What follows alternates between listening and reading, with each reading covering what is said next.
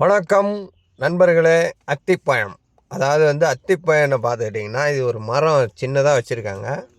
So இது பார்த்தீங்கன்னா கொலையாக காய் காய்ச்சிருக்குது. அத்திப்பழம்னா இப்படி தான் இருக்கும்.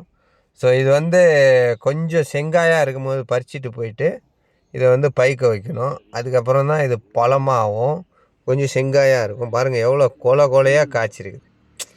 அத்திப்பழம் என்பது இப்படி தான் வரும் மரத்தில்.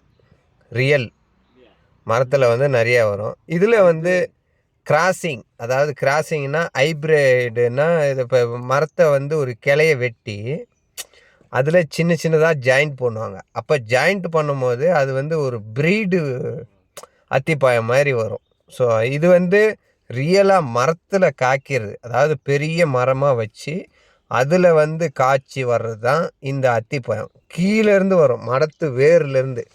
நீங்களே பாருங்கள், தெளிவாக காட்டுறேன் பாருங்கள். எந்த அளவு கீழே எல்லாம் எப்படியெல்லாம் கொலையாக காய்ச்சிக்குது பாருங்கள். இதுதான் அத்திப்பழம் என்பது ரியலான அத்திப்பழம். சில பேர் பீடு பண்ணி வச்சுருப்பாங்க. அந்த அத்திப்பழமும் பரவாயில்ல, ஆனால் அது மெடிசனில் வளருது.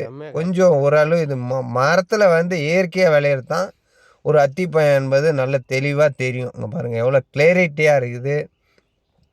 ஸோ இந்த பழத்தை சாப்பிட்றதுனால ரொம்ப நல்லாயிருக்கும் அத்திப்பழம். ஸோ இது பெருசாகும், இன்னும் கொஞ்சம் பெருசாகும், ரொம்ப நல்லாயிருக்கும். அதேமாரி சாப்பிட்றதுக்கு டேஸ்டியாக இருக்கும்.